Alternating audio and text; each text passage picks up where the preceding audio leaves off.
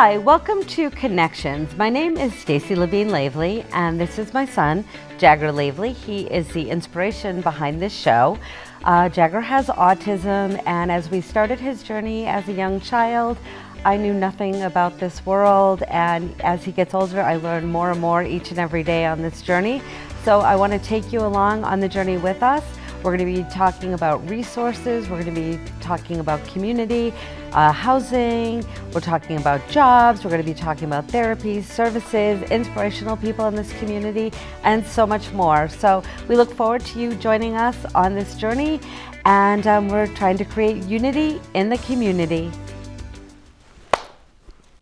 Hi, welcome to Connections. I'm Stacey Levine-Lavely, and today I'm being joined by a wonderful person who I've gotten to know. She's become a friend, and she also is the Director of Pupil Services at CABI School. It's over on 345 Greenwood Street in Worcester, Massachusetts. So welcome, Melissa Belisto. Thank you. Thank you for having me. I'm very excited to be here today. I am too. I'm so excited because my son goes to CABI, and that's one of the reasons that I definitely, have gotten to know you and see the amazing work you guys are doing there. It's just incredible. It's been such a blessing to have him there, and I'd love for you to kind of go over like CABI School, how it kind of came about. I'm using the acronym. She's going to tell you the real name, and I'm going to let you take it away for a little bit on this. Okay, great. Well, CABI is an acronym for the Center for Applied Behavioral Instruction. We are a nonprofit private day school. We are an approved Chapter 76 program.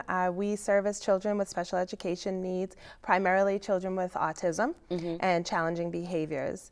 We are going into our 5th year, so we are actually one of the fastest growing private day schools in Massachusetts.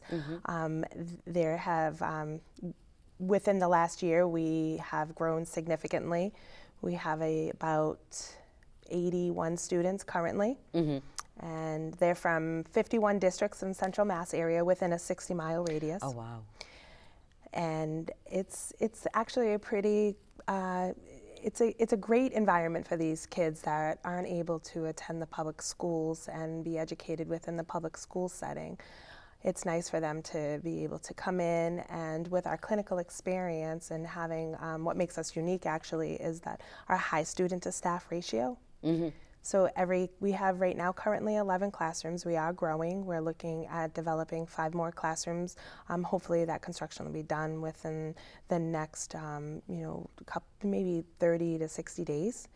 So we are growing. We, on a weekly basis, we're getting referrals from districts looking for placement for students that are unable to attend the public school setting. For those of you that don't know what a Chapter 766 approved day school, I was going to ask you about that. It's actually it's a licensure that you have, and you're approved through Massachusetts. 766 is they support the law for children with special education needs, and that they're being provided with an educational program, and those students are get individualized education at CABI, very specific. We're an ABA school, we're an ABA methodology. It's applied behavior analysis. So, we provide specialized instruction in the ABA methodology for kids with autism and challenging behaviors. We do have other students with different disabilities, very similar in profile. Sometimes behavioral characteristics are very similar. And we also have, other disabilities that are comorbid with autism. Absolutely. So, all right, that sounds great. Now tell me a little bit about how people get involved with the Chapter 766. Like, how can they support them? Do you guys provide any way for us to get involved, or for the families of CABI to get involved with that? Well, it's called MAPS. It's Massachusetts Approved Association of Private Schools. They work with all the approved private day schools in Massachusetts. To become involved, we try to. We're always looking for community involvement, especially getting the students involved in the community. Right. We're always looking for ways to, inclusive opportunities, working where we are located. It's very centrally located, so we work with a lot of the organizations around us. So, we work with one of the local banks. We looking into work. We have a YMCA membership, so a lot of our students attend the YMCA. But to be able to become a MAPS member or involved, you really have to work for the school itself. Oh, okay. But you have an event coming up, right? Yes. So how could you get involved with that? So yes, tell us a little bit about it, what it is, how to get involved, all that kind of stuff. We are actually hosting our second Invite Your Legislator to School Day. And this is sponsored by MAPS. So we're working closely with MAPS and inviting legislators to come out to the school so that they can meet and their constituents and the student families and the CABI students and get to know us and build and cultivate and grow together so that they're aware of the approved private day schools. We've invited, it's on March 13th. It's a Friday, March 13th. It's from 10 to 12. And we're looking to invite legislators from all the districts, so again, those 51 districts, and also for the staff. So where they live, we're inviting legislators. And last year was one of actually what was noted to me last year was that we were the biggest turnout that MAPS has had. So it was nice. Wow. I'm looking to, continue to grow on that. Absolutely. Yes. That's amazing. How many people did you end up having in all? I think there was around 8 legislators that came out last year. And then the families. And the families, of course, and the students. The students will get up and give testimonies and talk a little bit about their experiences at CABI. Oh, that's amazing. Yes. And we also, with the Legislator Day, what's really important is for them to become aware and to understand these programs, because when it's time for budgeting, we want them to, think of us when it's time for budgeting, because we need their support. The students need their support. We need to continue to support all of the private day schools in Massachusetts so that these students can get a good education. Now, do you know when they go into session for that kind of funding piece and things like that, that people could maybe, email or send letters, call, or what have you? I'm not sure when they go into session, but I think sooner than later is best. Okay. Only that's why we're holding the I think the Invite Your Legislator Day for all the MAPS. I think all the MAPS schools also, most of the MAPS schools do it. Now, do they do it the same day? They do it between March and April, okay. So that they get a chance to meet us and greet. And get in front of the legislator so that the funding's available for Yes. those schools to continue the kind of programming you guys are doing now. Right. Which is so important. And what I love about CABI is that they actually have their own student government. So could you kind of walk me through how that kind of came about? And well, let's start there. How did it come about? Yeah, so the student government is a group of students that are elected by their peers within also some of the staff, and it's a great little group. Isn't it relatively new? About 2 years, Yeah. We've had a student government. They actually meet monthly. They meet monthly, and we talk about what are some ways that we can improve and within the school. Now, how did it come about? Like, did the students ask for it? Did you guys think of it? Like, how did it really, kind of form? I think what we're just looking for is giving these students the same opportunities that they would have within their own district if they were in the public school setting or in another private school, being able to give them the same opportunities and providing them the opportunity to be heard. We want, we're very transparent, and we're very open as a community, as a CABI community. We're transparent with families, we're transparent with the students. We want them to feel part of we want them to grow with us. So in order to do that, we need a student government. It's similar to a student council.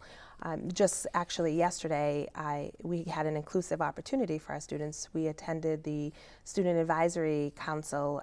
It's a Central Mass Council, so we are now part of the Central Mass Student Advisory Council. It was held at Hudson High School, and we brought the student government. The student government is made up of 5 students, and we met with other other school districts, neurotypical students. There were Oh. students from Millbury and Blackstone Valley Tech and Hudson High, and they talked about all different types of ways to better schools in general in Massachusetts. And we actually met with the environmental piece, and we talked about what are some ways environmentally we can improve in public schools. And it was nice because our students actually talked about what are ways that we can improve not only the public school setting, but our for CABI too. Right, absolutely. So one of, a couple of the examples would be that they wanted to improve on, less use of paper, reduce the, paper waste, and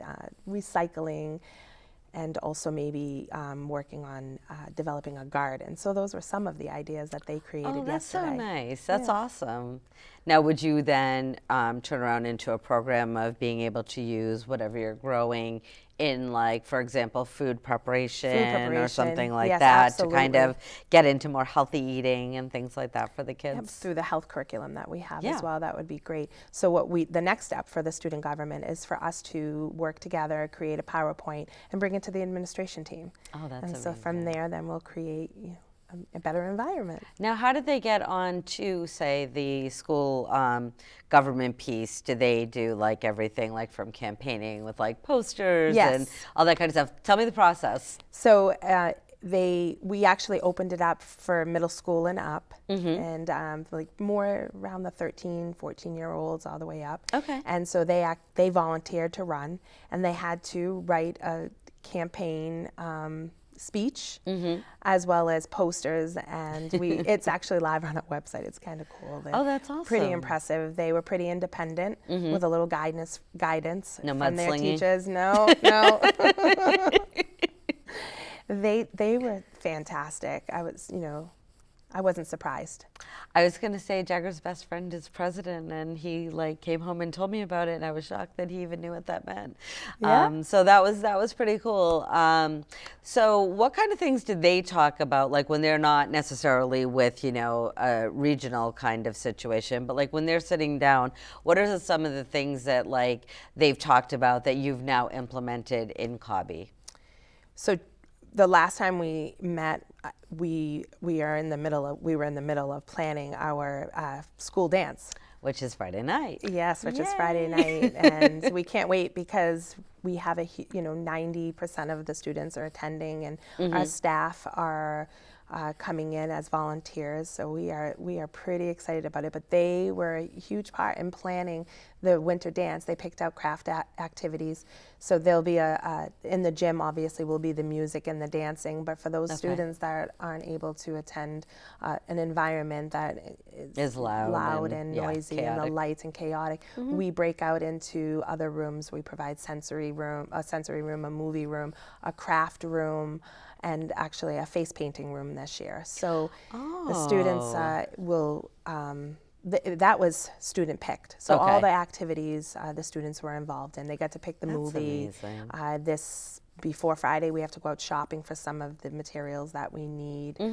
But we really, they get to choose some of the events that are happening at CABI. We want them to help us, provide the same similar opportunities that they would get out in their district. And I think that's a great thing to point out because I remember like when he first started going into the private realm, I remember the first birthday party invite that came, and I was just like, wow, he hasn't had a birthday invite in years. This is amazing. How cool is this? And, I kind of tucked it away, put the date and everything on the calendar, and went to go, pull it out because I was like, I don't know what to get this kid. And I'm saying to Jagger, what does he want? What does he want? I don't know. So I was like, okay, I'm going to call the mom. And I remember kind of doing it, and I'm like dialing the number, and I'm like, that's not a 508 area code. I was just like, where am I calling? And then I'm looking, and it's in Canton. And I was like, oh, because we don't always think like when you're in a public school, usually the people are from your district, they're in your town, or they might be a town or two over. So you don't really think about that. You don't really think about all the different types of friendships and things like that. So while they're going to school in Worcester, it doesn't mean that they necessarily are going to have friends from the Worcester area or from Shrewsbury or wherever you're from.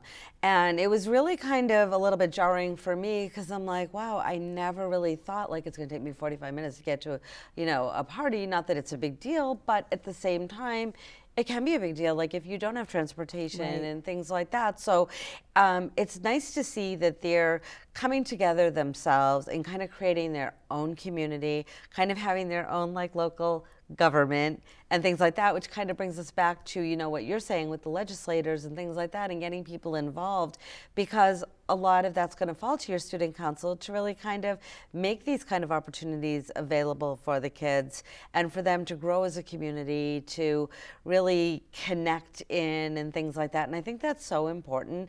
And I love that about CABI. And one of the things I personally love is you guys always invite the parents to many things. And it's just, the parents come in with the potluck and somebody's, making flan and somebody's doing this and somebody's doing that. And it really is just kind of has that community vibe and things like that. And I think that's really, really important. And I love that they were part of this time, that they were able to get involved, able to get their hands dirty, so to speak, and really be able to do that for the, other friends. Because I think that's just such a critical piece. And while you were saying that, you also mentioned that you guys go out into the community to go and get the things for the party and things like that. And I know one of the big things with CABI is you are trying to really work on these kids who are a little bit older.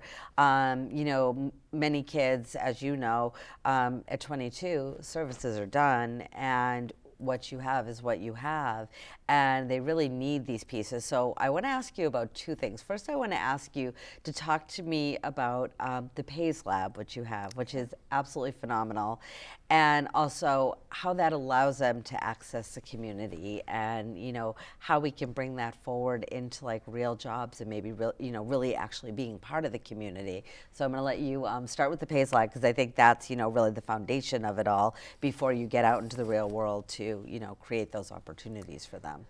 Right. Let me go back to that transitional piece, and I think what you said was perfect. I think we forget that our job is also to prepare these students before they age out, the day before they turn 22 years old, and making sure that we're providing the transitional services for them, and that we're preparing them for that post-secondary education or that post-secondary vision. Right. And every student obviously is individualized, and they all have a different vision. And so how do we best prepare them for that post-secondary life, life after CABI or life after high school? What does that look like for these students? So we start off with our PACE Lab, which is a vocational transition assessment program. They're pre-vocational skills, and there's about 240 domains within this program, and it's targeting areas as consumer services. So that's some of your food preparation and measuring. We have a mock kitchen area. So students learn how to set the table. Students learn how to, cook. We have food preparation, and in conjunction with that, we also have an occupational therapist and a speech pathologist. We have 2 occupational therapists and 2 speech pathologists, and they work. They run groups with the students in food preparation and providing those life skills across the board. So that's the food piece of it. We also have a mock bedroom where we have students that are folding laundry, putting laundry away, sorting, learning how to make a bed, really those, again, pushing those life skills, because some of these kids may go out into a group home. They're going to be responsible to do those things even in a group home. Right. Some may possibly live, paired with another friend, and that independent living is really what we're promoting. Absolutely. The other areas are the computer-based, engineering piece, where there are some students that are just very, tech savvy, unlike myself. So they work on those areas where they're, working on, secretarial skills, and again, alphabetizing, working on, whether or not they're going to work in an office. What do those skills look like? The next area, we have almost like a woodwork shop, where they use tools. We actually have saws and screwdrivers, nuts, bolts, so they're really working on that building. Some kids are hands-on. Right. And every student from the ages of 14 to, 14 to 18 really, they're learning those pre-skills. Yep. And so they have an opportunity to really dabble into each skill and to figure out what are their interests. They may not know until they try it. So we have that right, in hand, in hand for them to experience certain, different skills. And so we take data on it to determine what their strengths are. And then we say, okay, their strengths are definitely around, economics. They like to be working with the public and food, and we teach them the food safety. And then from there, we look at getting them opportunities out in the community for internships, possibly paid jobs later, possibly paid internships. And we try to work with some agencies, the Mass Rehab Commission, we work with transitional services through DDS, but we're really privately would like to start reaching out to more of the businesses in our area and setting up times for kids to go out and with the skills that are mastered in the PAYS lab, generalize those skills out into the community. That's amazing. I mean, I remember going into the PAYS lab and seeing it for the first time, and it's just to kind of go a little bit deeper into this, it's really cool because, as you know, it starts with a box, and you take it, you read the directions, you follow the directions, so on and so forth. And the one that I saw first, which I just thought was amazing, was it had two pieces of piping that you put together. And like, to me, it was like, oh my God, that's like such real world. Like, you're gonna do that even if you're at home building, like if anybody who likes to do the building furniture or anything like that, or putting your drains on. I mean, it just applies itself to so many different areas. And just watching them go from say that to then the next thing, or like taking the computer strand, like you were saying. And first it's like, turn on your computer, learn how the mouse clicks, make a folder directory, take a picture, put that picture into the directory in the proper folder. And it just kind of each box, in each set of lessons, like each box has a lesson, and you're just kind of building and building and building on those skills. And then, obviously with the autism population, sometimes it's more about the repetition of having to do it several times. And not only, once it's mastered, but to come back and then to make sure that it's something that's actually being maintained as well. And I think that's really important for a lot of these kids to kind of have that continuity and things like that. And like you said, getting out in the community, you're trying to do that. So if anybody out there has anything around the Worcester, around this area, that we can bring the kids, please let us know. You guys can reach me, obviously, here at Shrewsbury Media Connections. Drop information below the YouTube channel. But that's just such a great idea that maybe, they can't, like maybe their kids don't go to CABI or anything like that, but it's another way to be able to support autism, because let's face it, almost everybody is touched by autism on some level, whether it's a neighbor, a friend. I have a friend who always says, autism coming to a family near you soon. And it's so true, because you just don't know. And even with the kids with other special needs, it's just such an important piece to have those, underpinnings as they're going out into society and trying to make their way and things like that. So I think that's really, really important. It's the skills that we all take for granted. We really do. We really do. And I think we forget how many steps there are to one little skill. Absolutely. And I always like to say it's differently abled, because none of these kids are truly disabled. Everybody has something to offer. Everybody has a piece to bring to the table, whether we know it or not. And maybe you can't cook, so bring the cups or bring the soda, or the desserts, and you can buy them at Stop and Shop. It's okay. But a lot of people forget that, and I used to just get like, oh my God. So for years I've always said differently abled, because Jagger is not a conversationalist by any stretch of the imagination, but can he sing? Absolutely. Me, I'm one of those people. I really can't cook, so I bring other things. But everybody brings something, and the thing I love about CABI is it really kind of breaks through everything. The people there are so kind, and they're really looking for what are those talents and how can we support it? How do we bring it forth? And they have just been amazing. And I'll share a story with you that just amazed me. The Autism Resource Center had a big, like, fun day sort of thing. And they, it's an Autism Awareness Day. They do a 5K and all that kind of stuff, and a walk and what have you. And he was getting up and he wanted to sing Let It Go. And he had just started at CABI. Like, I don't even think he'd been there 2 weeks, maybe 3 weeks, something like that. And it was just amazing because they had a little booth set up there, and they were doing like different games and stuff like that. And they wanted to hear Jagger sing. So they all waited, and they had been there since 6 o'clock in the morning. This is probably like 2 in the afternoon. They were exhausted. You could just see in their bodies. They were just like, but they all stood there and they waited for that child to get to the stage after like probably 20 other kids and sing Let It Go. And they were all like at that. It was like, ah! And I just was blown away as a parent, because I'm like, okay, you don't really know my son yet that well. And it just was unbelievable. And that's what I see every time I go in there, is just the way they talk to the children, the way they respect the children. As a parent, even sometimes if you're like trying to break into a conversation to tell them something, they'll kind of do the, wait one moment, please, and let the child finish. Okay. And I'm not saying child, I mean, I know some of these kids are up to 22 and they're really young adults, but just that whole piece has just always been so amazing to me, how kind like Dr. Doyle is, Dr. Robinson before he retired. I mean, your admin staff, your regular staff, they're just absolutely incredible, and they bring so much out in these kids. I agree 100%. I failed to mention the founders of CABI, Dr. Jeff Robinson and Dr. Brian Doyle. So thank you for reminding me. That's really important. But also, I think it's important for everyone to understand that the staff that work there are passionate about what they do, and they are there because they want to be.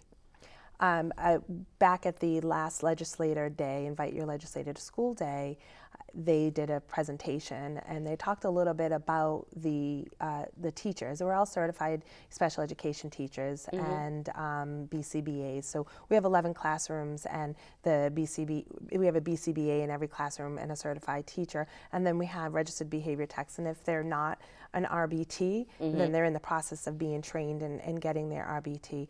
But there's a significance in their pay rate for public schools, and they're licensed. They could go to public schools. They could get jobs in public schools. They're great teachers, but again, that's why it's important for everyone to know that these teachers, the staff, the instructional staff, they're passionate for what they do.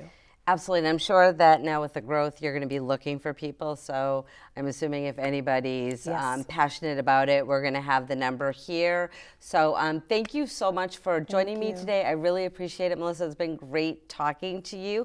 So let's keep creating unity in the community. Have a great day. Bye.